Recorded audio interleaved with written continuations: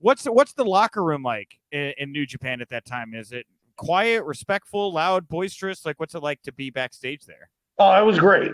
Like when I got that, you got to remember, I was very, very young. I mean, I Right. have Tiger Jet Singh running around with his sword in his mouth, and God, Black Cat. I mean, there's so many old. Baba was still working at the time, Yeah. so he was still in the ring. All these older guys were in the ring. Uh, Damn, I mean, Hayabusa. I don't know how many great matches I had with Hayabusa. Damn. And I mean, it was Chono, Master Chono.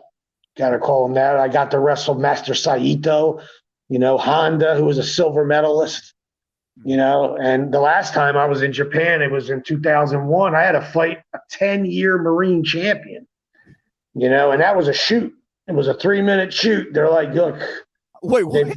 yeah, I'm getting dressed, and Vader comes up to me and he's like, look, this was in Noah. He's like, these old timers, they want to see what you got. If I said, okay, no problem. They go, during our 6-man, you're going to be in there with this fucking cat, and he's a 10-year Marine champion wrestler. And I'm like, okay, I don't give a shit. I'm going to knock him the fuck out because he's a wrestler. So fucking, I don't care. You don't have my hands. So he left the room and came back and said, no, you can't. No punches. And I'm like, what do you mean no fucking punches? I said, that's bullshit, I said, all right, I'll just forearm him then. I'll knock him out with a forearm. He's like, they want to see you wrestle. And I said, you know what? Fuck it. All right. I said, I had a feeling they were trying to set me up. You know what I mean? Like they were trying to hurt me. So it was during the match. Next thing you know, he's in, I'm in. They ring a bell. And all the old timers and all the Ganjing and all those fucking mobsters are sitting there. He backed me into the corner and he shot on me. So, of course, I sprawled and he just grabbed my neck. And I'm thinking now, oh, this cocksucker knew I broke my neck. So now he's trying to fuck with me. So he hooked my neck and rolled me all the way 22 feet, all the way across the other side of the ring. So he had his arm. I grabbed his elbow and rolled with him. Like if I didn't do that, he could have broke my neck. Yeah. Okay, gotcha. So by the time we got to the other side and how hot it was, I was able to pull my head out. So I slipped my head out. I fell right to my back, and that's where his legs were. And I hooked him in a guillotine ankle lock, and I almost broke the bitch. And that's no lie. I mean, I popped his tape. I heard his tape pop.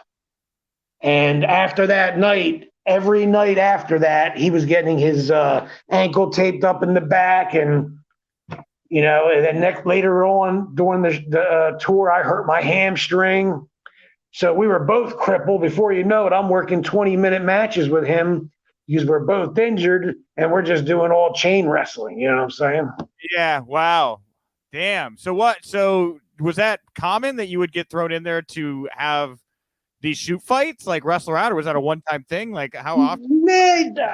I've been going there since 1990. It's happened before, and it's all about them making sure that you're not a pussy and you can protect yourself, and you have to know how to fight. I mean, you can't. I don't know how some people go to Japan and they don't yeah, you can wrestle. That's one thing, but can you fight to protect yourself if you need to?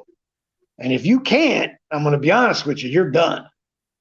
Wow. And do you believe that's still the culture today with New Japan? There's still that edge there? Oh, yeah, it's always edge. I mean, Chono would have put me in the third row if I wasn't able to hold on to the rope when he kicked me in the face. Jesus Christ. So, I mean, that's just honesty there. But okay. they that's how they are. So, how did you wind up then at Eastern Championship Wrestling 2 years before it becomes Extreme Championship? I was in Tri-State Wrestling Alliance. Okay. Joel Goodhart and Todd Gordon owned that. That later on became Eastern Championship Wrestling, which I was still a part of. And then I left to go to Japan for a little bit more. Then I came back. I realized they were on TV, and I said, I want to come back. And they open arms said, come back. Okay. I mean, we were like one of the first or second tag team champions they've ever had. Right. Me and Anthony. Right. Yeah. So when do you first meet Paul Heyman? What was that first encounter like with him? It was pretty cool. I mean, he was like, they told me to come in on a Friday, so I met him Friday. He says Saturday night, come to the arena. We're gonna make you wrestle. Okay. So I made sure because I actually came back from Japan and I had to get knee surgery. So all I did was rehab and lift weights.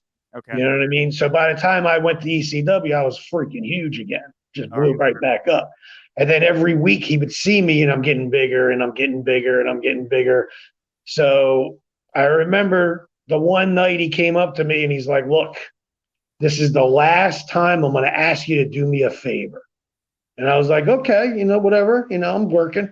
He's like, I want you to work Hawk. And then I got some plans for you. I'm like, okay, what, I wasn't expecting much, you know what I mean? As long as I had a job, I was happy. And because I really was just waiting for my partner to get back from Germany so then we could be a tag team again. Right. That's really what I was doing, killing time. Come to find out, he wanted to put the television title on me. Yeah, that's what I saw. You were that's the thing is you came in as this singles champion to Eastern Championship Wrestling, and then everyone would go on to know you as this tag team wrestler in ECW. I was, just interesting. Yeah, what happened was at the time I was the biggest cat in the locker room, dude. At that time, I'm not lying to you. I may be short, but I'm thick. I'm wide and thick. Okay. And I was like 230, I guess, and he said, I want to put the television title on you. And my promos I could back that up. I could have a TV title because I could talk the talk, so. Sure. How was your relationship with Paul as things went on? You mentioned there were money issues and other things like that. Like, as you know Paul, like, what'd you think of him? Honestly, he's a genius when it comes to wrestling. Okay. Okay. I mean, that's just period. I mean, look how he does angles. I mean, me and Shane Douglas's angle was over a year and a half. Yeah, it was. I mean, Vince used to do that and they stopped doing it. And to me, I think that's why they're losing. They're doing so bad. Yeah. Angles the angle is the hook and the anchor of your show, Mm-hmm. Yeah, just kind of taking a step back from the ECW talk here, since you brought it up. I mean, yeah, it does seem like WWE's, I don't really know who they're playing to anymore. Like, I don't know if it's kids or if it's like cool older brother or older people. I'm not really sure what the demo is for WWE at the moment. Well, I know. Well, Fox is in charge of that, right? Fox? Well, Fox and USA, right? They're on. Okay, so Fox wants them to be more edgy like ECW, I guess more extreme, but they're not doing it. All they're doing is cursing a little bit here and there now, if you noticed. Yeah, that's really what they're doing, Drew McIntyre gave somebody the finger on Raw on Monday night, and I was like, oh. Yeah, so that to them, they think that's edgy, cursing. But, I mean, I noticed I was watching a match, and one of the guys got gigged by accident, and he's wiping it off. Like the referee's telling him, wipe the blood off. You can't have blood on TV. So I don't understand what they're doing. I mean, the Attitude Era saved WWF. And they wouldn't have had the Attitude Era if it wasn't for ECW. Because the one night stand is when they saw this is the Attitude Era of wrestling right here. What do you think of the alternative right now? AEW. Because Tony Khan, notoriously huge ECW fan. There's been obviously some ECW originals that wound up over there. Like, what do you think about what AEW is putting out at the moment? I like some of it. I like how they're using a lot of different talent from everywhere. They're giving a lot of people chances, which that's something that me and my partner had back in the day. So it's actually good for the guys today, because we used to work against the Wild Samoans all the time. We were kids. And they opened the big doors for us. Bob Orton, a lot of Jimmy Snuka, them guys. Sure. So, ECW, I mean, I think we would still be running today, honestly. If it weren't for just poor financial management on Paul Heyman's part? Yeah. And I like AEW. I think AEW is doing well. I mean, I would love to get a job there just working in the office, helping the guys out, setting up their matches. You know what I'm saying? I talk to Jerry Lynn a lot. Sure. I'm getting to the age where I'm 54 now. What's that, babe? Oh yeah, and Chris is not. Jericho's fucking cool as shit, bro. I mean, I used to go to Japan with him. I used to work with him in ECW. I mean, even Anthony was tight with Jericho. Chris and Benoit and Eddie and Dean, and we were all in this one group. And Owen, we all were the short Americans that would end up in Japan, and that's how it was. So, yeah, I like AEW. I would love to go work for them. Sure. It'd be a pleasure. Have you ever had a chance to talk to Tony Khan? I know he's been friendly with, like I said, a lot of the ECW originals. I never talked to him. I ran into Jerry Lynn about maybe 7-8 months ago. She was talking to him. I gave him a call. But I don't know Khan. I would really like to meet him. Yeah.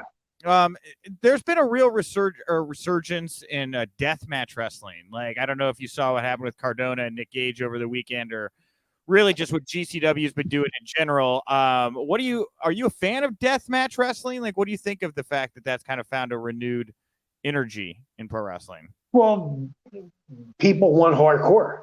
Right. You know what I'm saying? If they're not going to have the ECW way, they're going to go the deathmatch way. The only thing I didn't agree with them giving him the belt over Nick Cage because Cage is more. It's not realistic. You know what I'm saying? Like what's the guy's name that he wrestled? Matt Cardona. Yeah, him and his brother are cool guys. Don't get me wrong. I have nothing against them, but he's not a hardcore guy.